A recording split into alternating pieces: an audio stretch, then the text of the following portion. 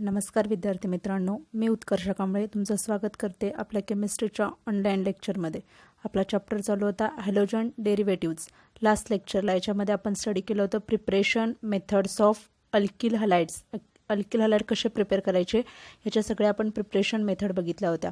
आजच्या लेक्चरमध्ये आपण याचा पुढचा पार्ट स्टडी करणार आहोत, तो म्हणजे physical properties of halogen derivatives और physical properties of halogen compounds. चला तर मग आपण आजचं लेक्चर स्टार्ट करूया। Physical properties of alkyl halides are considerably different from those of corresponding alkanes। ज्या आता फिजिकल प्रॉपर्टी आहेत अल्किल हलाइडच्या त्या अल्केन्सपेक्षा काय असतात, डिफरंट असतात। कारण आता करस्पॉन्डिंग अल्केन, समजा जर आपण CH4 हे अल्केन घेतलं, त्याच्यातला एक हायड्रोजन रिप्लेस झाला, काय होणार CH3 कोणत्याही तुम्ही हलाइडने रिप्लेस कराल। समजा जर Cl ने रिप्लेस केला तर काय येईल CH3Cl। मग त्याच्या करस्पॉन्डिंग अल्केनपेक्षा त्याच्या प्रॉपर्टी काय असतात, वेगळ्या असतात। The boiling point of alkyl halide is determined by the polarity of CX bond as well as size of the halogen atom. आता बॉइलिंग पॉइंट, ह्याचा बॉइलिंग पॉइंट अल्केन्स वगैरे ते आपण बघणार आहे, त्याचं रिलेशन बॉइलिंग पॉइंट कसा चेंज होतो, काय होतं। मग हा बॉइलिंग पॉइंट कशावरने डिटरमाइन असतो, तर CX बॉन्ड। आता अल्किल हलाइड्स आहेत म्हणजे काय असणार आहे, CH3Cl किंवा कुठलाही RX, मग त्याच्यामध्ये कार्बन आणि हॅलोजन RX किंवा CX बॉन्ड असणार आहे। त्या बॉन्डच्या साईजवर काय असतं, डिपेंड असतं। मग आता फर्स्ट फिजिकल प्रॉपर्टी कोणती आहे बघा, नेचर ऑफ इंटरमॉलिक्युलर फोर्सेस। तर इंटरमॉलिक्युलर फोर्सेस, आतमध्ये जे तुमचे आतल्या मॉलिक्युल्समध्ये, दोन मॉलिक्युल्समध्ये जे फोर्सेस असतील त्या फोर्सेसचे बघणार आपण, इंटरमॉलिक्युलर फोर्सेस। हॅलोजन्स, आता कुठले कुठले हॅलोजन्स, फ्लोरीन, क्लोरीन, ब्रोमीन आणि आयोडीन, हे चारच हॅलोजन्सचे जे रिॲक्शन्स आहेत R more electronegative than carbon. आता जे हॅलोजन्स असतील ते काय असतात, मोर इलेक्ट्रोनिगेटिव्ह दॅन कार्बन। कारण कार्बनची व्हॅलेन्सी तुम्हाला माहिती आहे 4 आहे, कार्बनची व्हॅलेन्सी 4 आहे। त्याच्या म्हणजे व्हॅलेन्शियलमध्ये इलेक्ट्रॉन किती असतात, 4 असतात। तेच हॅलोजनच्या व्हॅलेन्शियलमध्ये इलेक्ट्रॉन किती असतात, 7 इलेक्ट्रॉन असतात। त्यामुळे तो काय असतो, तर more electronegative, halogens are more electronegative than carbon. म्हणजेच फ्लोरीन, क्लोरीन, ब्रोमीन आणि iodines are more electronegative than carbon. Carbon atom that carries, मग आता बघा कार्बन ॲटम काय असणार आहे, लेस इलेक्ट्रोनिगेटिव्ह आहे, जास्त इलेक्ट्रोनिगेटिव्ह काय किंवा इलेक्ट्रोनिगेटिव्ह कोणते आहेत, हॅलोजन ॲटम्स आहेत। मग समजा तुमचा CCl बॉन्ड असेल, कार्बन आणि क्लोरीन मधला बॉन्ड असेल, तर याच्यामध्ये काय होतं, तुमच्यात पार्शल पॉझिटिव्ह आणि पार्शल निगेटिव्ह चार्ज डेव्हलप होतात। मग ते क्लोरीनवर काय होतं, क्लोरीनकडे जास्त इलेक्ट्रॉन्स असल्यामुळे ते बॉन्डिंग पेअरचे इलेक्ट्रॉन्स आहेत RX मधला किंवा CCl मधला जो बॉन्ड आहे तो काय करतात, क्लोरीन स्वतःकडे खेचायचा प्रयत्न करतात। त्यामुळे त्यांच्यावर काय येतो, तर पार्शल निगेटिव्ह चार्ज येतो क्लोरीनवर, आणि कार्बनवर काय येतो, तर पार्शल पॉझिटिव्ह चार्ज। मग बघा carbon atom that carries halogen develops a partial positive charge. हॅलोजनवर काय येणार, म्हणजे क्लोरीन, ब्रोमीन, आयोडीन जे असतील त्याच्यावर तुमचा येतो पार्शल पॉझिटिव्ह चार्ज। पण कसं दाखवतो partial positive charge, delta sign असतं बघा, डेल्टा प्लस, ते येणार partial positive charge. While halogen carries a partial, carbon काय करणार आहेत, partial positive charge, while halogen carries a partial negative charge. बघा लक्षात येते का, हॅलोजनकडे काय असणार आहे, जास्त इलेक्ट्रॉन असल्यामुळे ते काय करतं, पार्शल निगेटिव्ह चार्ज कॅरीज केलं तर डेल्टा मायनस, आणि कार्बनवर काय येणार आहे तुमचं, delta plus. Thus carbon halogen bond in alkyl halide is a polar covalent bond. आता हे जर पार्शल चार्जेस सेपरेट झाले, डायपोल मुवमेंट आपण त्याला काय म्हणतो, डायपोल मुवमेंट किंवा चार्जेस जर सेपरेट झाले तर त्यांच्यामध्ये काय असतो, तर पोलर बॉन्ड असतो। तो बॉन्ड काय होतो, तर polar covalent bond. Therefore alkyl halides are moderately polar compounds. त्यामुळे अल्किल हलाइड्सला काय म्हणतात, तर polar compounds. Alkyl halides are called as polar compound. आता पुढे रिॲक्शन दिली बघा, आहे का कार्बन, हा कार्बन, हा तुमचे जे इलेक्ट्रॉन्स, आता हा काय हॅलोजन्स आहेत, ते बॉन्ड, एक बॉन्ड म्हणजे आपण काय म्हणतो 2 electrons.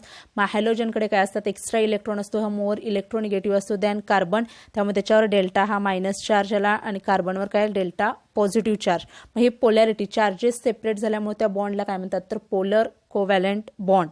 The size of halogen atom increases from fluorine to iodine. आता हॅलोजन ॲटम जो आहे तुमचा, आपल्याला माहिती आहे डाऊन द ग्रुप, आपण ग्रुप वरून खाली जसं येऊ तसं काय होतं, तुमच्या ॲटमची साईज इन्क्रीज होते। मग size of halogen atom increases from fluorine to iodine, फ्लोरीनपासून आयोडीनपर्यंत साईज काय होते ॲटमची, इन्क्रीज होत जाते। Hence the CX bond length increases. आता ॲटम साईज इन्क्रीज होणार आहे, त्यामुळे CX मधली कार्बन आणि हॅलोजन मधली जी बॉन्ड लेंथ आहे ती काय होते, इन्क्रीज होते.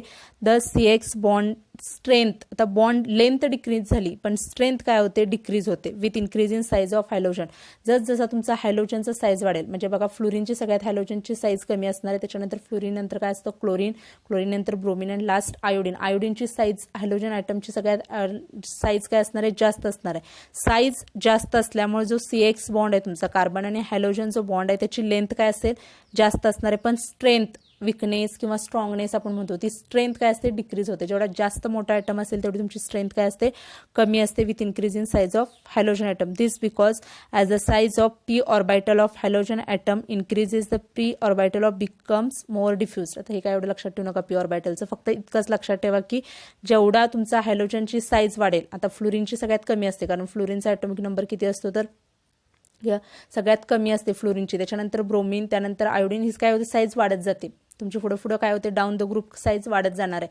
मग ती जेव्हा आयोडीनचं काय येणार आहे, तुमचं आयोडीनची साईज काय असणार आहे, जास्त असणार आहे. त्यामध्ये CX बॉन्ड लेंथ, कार्बन आणि हॅलोजन मधला बॉन्ड लेंथ जास्त असणार आहे. बॉन्ड लेंथ जास्त असल्यामुळे त्याचा स्ट्रेंथ काय असते, तर कमी असते. आता ह्या चार्टमध्ये बघा तुम्हाला बॉन्ड, बॉन्ड लेंथ, त्यानंतर बॉन्ड एन्थाल्पी आणि डायपोल मुवमेंट त्याचा किती असतो, डायपोल मुवमेंटचं युनिट आहे ते डिबायमध्ये ते मेजर करतात. बॉन्ड एन्थाल्पी, एन्थाल्पी म्हणजे काय, तुमची एनर्जी आहे, किलोजूल पर मोलचे एनर्जीचं युनिट आहे तेच तिथं वापरतात. आणि बॉन्ड लेंथ कशामध्ये घेतली, तर पिकोमीटरमध्ये. लेंथ 2 मध्ये मेजर करतात, एक मीटरमध्ये SI युनिट मीटर आहे, पण पिकोमीटर किंवा नॅनोमीटरमध्ये लेंथ मेजर केली जाते कारण हे स्मॉल असतं म्हणून. बघा आता CH3F म्हणजे काय, अल्किल फ्लोराइड्स आहेत, मिथिल फ्लोराइड त्याला म्हणतो आपण, मिथिल फ्लोराइड किंवा फ्लोरोमिथेन असंही त्याचं नाव केलं जातं, IUPAC नाव होतं फ्लोरोमिथेन. मग त्याच्यामधलं जेव्हा आता फ्लोरीनपासून हॅलोजन पुढे चेंज केले, तुमचा मिथाईल ग्रुप सेमच ठेवला आहे बघा. 4 एक्झाम्पल आहे त्याच्यामध्ये मिथाईल ग्रुप सेमच आहे, CH3 CH3 CH3 CH3 हा मिथाईल ग्रुप आहे. पण हॅलोजन काय केले, चेंज केलेत, फ्लोरीन, क्लोरीन, ब्रोमीन आणि आयोडीन. मग जेव्हा फ्लोरीन असतो तेव्हा बॉन्ड लेंथ बघा किती, 139 कमी आहे का, 139. जेव्हा Cl आहे तेव्हा काय 178 आहे, त्याच्यानंतर Br ला 193 आणि आयोडीनला काय 214. कारण तुमचा फ्लोरीन, क्लोरीन, ब्रोमीन, आयोडीन ह्याची साईज वाढत जाणार आहे. त्याची साईज वाढल्यामुळे तुमचा CF जी लेंथ असेल किंवा CCl असेल, CBr असेल, CI असेल, म्हणजे CX लेंथ जी आहे ती काय झाली, बॉन्ड लेंथ वाढली. तर बॉन्ड लेंथ वाढली म्हणजे आता तुमची जी काय असणार आहे, बॉन्ड लेंथ वाढल्यामुळं ती बॉन्ड एन्थाल्पी काय असेल, म्हणजे बॉन्डचा स्ट्रेंथ, बॉन्ड लेंथ वाढली तरी काय होतं, बॉन्डची स्ट्रेंथ जी असते त्याचं स्ट्रॉंगनेस किंवा विकनेस, जेवढी जास्त बॉन्ड लेंथ असेल तेवढं ते काय असतं, जास्त बॉन्ड लेंथ असेल तेवढं ते वीक असतो बॉन्ड, लगेच काय होतं तुम्हाला ब्रेक करता येतो. पण जेवढं छोटा असेल, जेवढं कमी साईजचं असेल ते तुम्हाला लगेच काय होत नाही, त्याचं ब्रेकडाऊन करता येत नाही, त्याला जास्त एनर्जी काय द्यावी लागते बॉन्ड एन्थाल्पी किंवा बॉन्ड तुम्हाला तो ब्रेक करण्यासाठी किंवा त्याच्यातून एखादा इलेक्ट्रॉन रिमूव्ह करण्यासाठी. बॉन्ड एन्थाल्पी म्हणजे काय सांगतो आपण, त्यातनं इलेक्ट्रॉन किंवा तो बॉन्ड ब्रेक करण्यासाठी आपल्याला एनर्जी काय लागते, जास्त द्यावी लागते. त्यामुळे बघा CH3F 139 जी बॉन्ड लेंथ आहे त्याला बॉन्ड एन्थाल्पी किती, 452 म्हणजे 452 किलोजूल पर मोल एवढी एनर्जी लागते. मग त्याचा डायपोल मुवमेंट काय दिलं, 1847. आता एनर्जी जास्त लागते त्यामुळे डायपोल मुवमेंट काय, आता डायपोल मुवमेंट ते व्हॅरी होतात बघा, 1 पॉईंट. ते डायपोल मुवमेंट फक्त लक्षात ठेवायचं, तुम्हाला कुठे विचारणार नाही डायपोल मुवमेंट वगैरे काय असेल, फक्त जसा तुमचा ॲटॉमिक साईज वाढेल बघा, आयटमचा साईज वाढल्यामुळे काय होते, बॉन्ड लेंथ वाढते आणि बॉन्डची स्ट्रेंथ असते ती काय होते, डिक्रीज होते. म्हणजेच तुमची बॉन्ड एन्थाल्पी जी आहे ती काय होते, इन्क्रीज होते. बॉन्ड एन्थाल्पी इन्क्रीज होते पण स्ट्रेंथ डिक्रीज होते. जेवढी जास्त बॉन्ड एन्थाल्पी असेल तेवढा तो बॉन्ड काय असतो, स्ट्रॉंग बॉन्ड असतो, तो इझिली काय होत नाही, ब्रेक होत नाही. बघा आता पुढे तुम्हाला हे दिले ह्या चार्टमध्ये, जेव्हा लक्षात आलं असेल तुम्हाला, पोलॅरिटी हा जो बॉन्ड असतो, कार्बन आणि हॅलोजन जो बॉन्ड आहे त्याच्यामध्ये पार्शल कोव्हॅलंट बॉन्ड असतो. Nature of intermolecular forces. नंतरची next physical property boiling point. Boiling point of alkyl halides are considerably higher than those of corresponding alkanes due to higher polarity and higher molecular mass.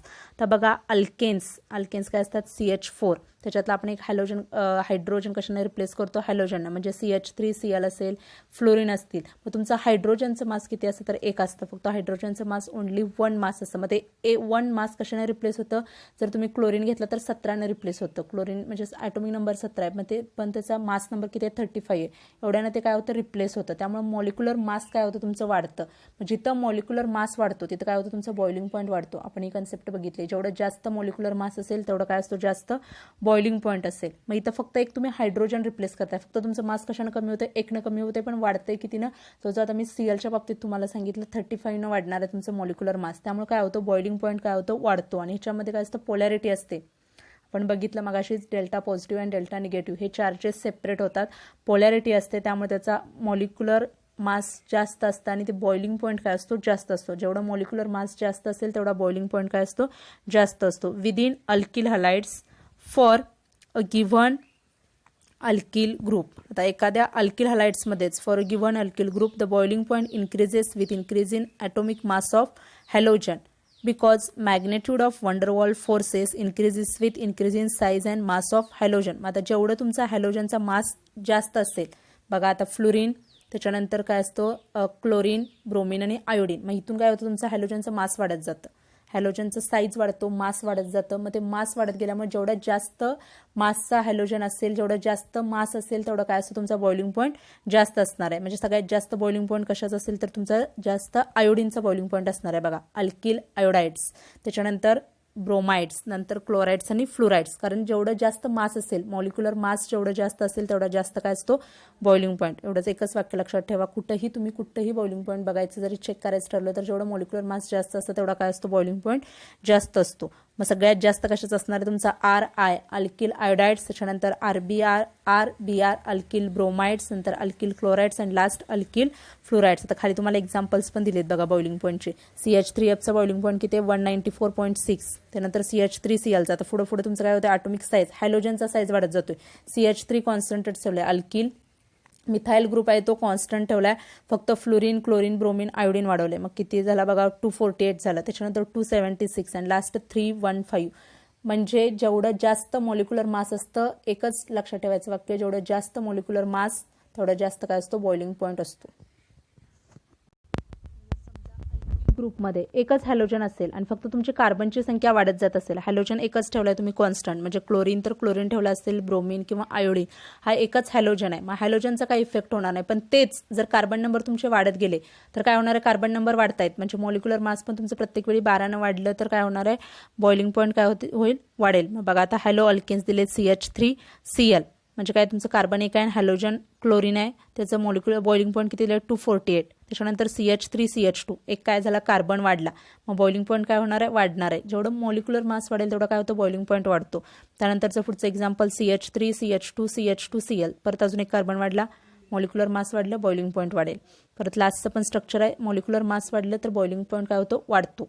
पण आता हेच जर branching झालं बघा, आता alkyl क्लोराइड्समध्ये जर branching असेल, मला वाटतं मी 11th हायड्रोकार्बन चॅप्टर सांगताना तुम्हाला त्यावेळी पण सांगितलं होतं, जिथं ब्रांचिंग होतं तिथं काय होतं बॉइलिंग पॉईंट कमी होतो. मग समजा आता जर तुमचं एखादं मॉलिक्यूल असेल तर त्याच्यामध्ये ब्रांचिंग आलं, तेव्हा तुम्ही ब्रांच केला, जर स्ट्रेट चेन कंपाऊंड असेल किंवा लॉंग चेन असेल, ॲलिफॅटिक चेन असेल तर बॉइलिंग पॉईंट काय असतो जास्त असतो. आणि तेच तुम्ही ब्रांचिंग केलं तर ब्रांचिंगमध्ये काय होणार आहे, तुमचा बॉइलिंग पॉईंट काय होणार आहे कमी येणार आहे. जेवढं जास्त सरफेस एरिया त्याला काय मिळतो कमी मिळतो, त्यामुळे जेवढं जास्त ब्रांचिंग असेल तेवढा बॉइलिंग पॉईंट काय होतो कमी होतो. हे एकच एवढं डिक्रीज होतो बॉइलिंग पॉईंटमध्ये, नाहीतर बाकी ठिकाणी सगळ्यात काय होतं तुमचा बॉइलिंग पॉईंट इन्क्रीज होतो. हे बघा आता ही एक्झाम्पल्स आहेत ब्रांचिंगची. CH3 CH2 CH2Br हे काय स्ट्रेट चेन आहे, ब्रोमीन आहे स्ट्रेट चेन आहे. तुमचं बॉइलिंग पॉईंट काय तिथं तर 375 केल्विन हा बॉइलिंग पॉईंट आहे, सगळे केल्विनमध्ये बघा 375 केल्विन. त्यानंतर एक ब्रांचिंग झालं, तो Br काय केलं ब्रांचिंग साईडला येईल, बॉइलिंग पॉईंट काय झाला डिक्रीज झाला. जिथं ब्रांचिंग होतं तिथं बॉइलिंग पॉईंट काय होतं डिक्रीज होतं 364 डिग्री. आणि परत आणि काय केलं, परत अजून एक चेन कमी केली, काय केलं ब्रांचिंग केली. पहिली चेन किती आहे तुमची 1 2 3 4 कार्बनचे, नंतरची पण काय 4 कार्बनचे, फक्त त्याच्यामध्ये ब्रांचिंग झालं स्ट्रेट चेन नाही आहे. नंतरची जी चेन आहे ती तुमची 3 कार्बनचे आणि वर 2 ब्रांचिंग आले, म्हणून काय होतं तर याचा बॉइलिंग पॉईंट. आता तुमचा याचा मॉलिक्युलर मास जर तुम्ही काढला, कार्बन सेम आहेत, हायड्रोजन सेम आहेत आणि ब्रोमीन पण सेम आहे, याचं मॉलिक्युलर मास सेमच आहे, पण फक्त याचे काय ते आयसोमर्स आहेत. आपण म्हणतो same molecular formula but different structural formula. त्याचं जर तुम्ही मॉलिक्युलर मास काढला तर सेमच येणार आहे, पण बॉइलिंग पॉईंट काय येत नाही सेम येत नाही, कारण का असतं यांच्यामध्ये ब्रांचिंग झालं. जेवढं जास्त ब्रांचिंग असेल तेवढा बॉइलिंग पॉईंट काय होतो डिक्रीज होतो. बघा आता बॉइलिंग पॉईंट समजला असेल. त्याच्यानंतरची नेक्स्ट फिजिकल प्रॉपर्टी बघूया आपण, solubility. The alkyl halides are moderately polar. आता आपण बघितलं पोलर म्हणजे काय, त्याच्यामध्ये चार्जेस सेपरेशन होतात, डेल्टा पॉझिटिव्ह आणि डेल्टा निगेटिव्ह चार्ज काय होतं, सेपरेट होतं. They are insoluble in water. Polar moderately polar असल्यामुळे ते काय असतं, insoluble in water. It is due to inability of alkyl halide to form hydrogen bond with water. आता हे वॉटर इनसॉल्युबल काय असतात, का असतात, कारण ह्याच्यामध्ये काय होत नाही, वॉटरचा जो OH बॉन्ड असतो वॉटरसोबत ते OH बॉन्ड तयार करत नाहीत. कारण तुम्हाला माहिती आहे वॉटरमध्ये काय असतं, H2O मॉलिक्यूल म्हणजे स्ट्रक्चर काय असतं, HOH असं करतो हा OH बॉन्ड. तो दुसरा अल्कोहोल वगैरे काय करतात, OH बॉन्ड तयार करतात. तसं हा अल्किल हलाइड्स काय करत नाहीत, OH बॉन्ड तयार करत नाहीत, कारण त्यांच्याकडे हायड्रोजन्सच राहत नाहीत. कारण होतं तर RCl होतं, मग ते ऑक्सिजन नसतो, त्यामुळे त्याच्यामध्ये काय होत नाही, OH बॉन्ड तयार होत नाही. त्यामुळे ते काय असतात, insoluble with water. Attraction between alkyl halide molecule is stronger than attraction between alkyl halide and water. मग अट्रॅक्शन काय असतं अल्किल हलाइड मॉलिक्यूलमधलं, म्हणजे जर दोन अल्किल हलाइड मॉलिक्यूल असतील त्यांच्यातलं जे अट्रॅक्शन असतं ते स्ट्रॉंगर असतं between alkyl halide and water. Alkyl halide and वॉटरमधलं जे अट्रॅक्शन कमी पडतं, अल्किल हलाइडचं अट्रॅक्शन काय असतं, जास्त असतं. Hence the alkyl halides are soluble in, बघा कशामध्ये सॉल्युबल असतात, वॉटर इनसॉल्युबल आणि soluble in non polar organic solvent. जे बेन्झिन क्लोरोफॉर्म वगैरे असतील नॉन पोलर ऑर्गॅनिक सॉल्व्हंटमध्ये काय असतात, ते सॉल्युबल असतात. Alkyl halides are soluble in non polar organic solvent. They are insoluble in water.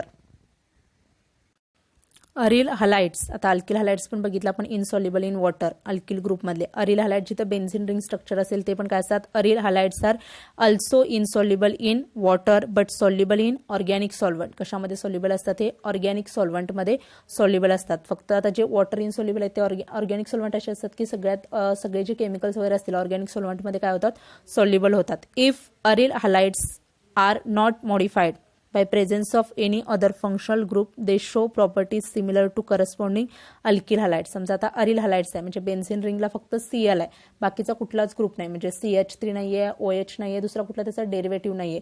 मग ते काय प्रॉपर्टी दाखवतं, सगळ्या प्रॉपर्टी अल्किल हलाइड जे असतील, म्हणजे जसं आपण अल्किल मधला CH4 मधला H हायड्रोजन रिप्लेस करून क्लोरीन लिहितो, तसं आता बेन्झिन काय असणार आहे, C6H6 त्याच्यातला एक हायड्रोजन रिप्लेस करणार आणि Cl लिहितो.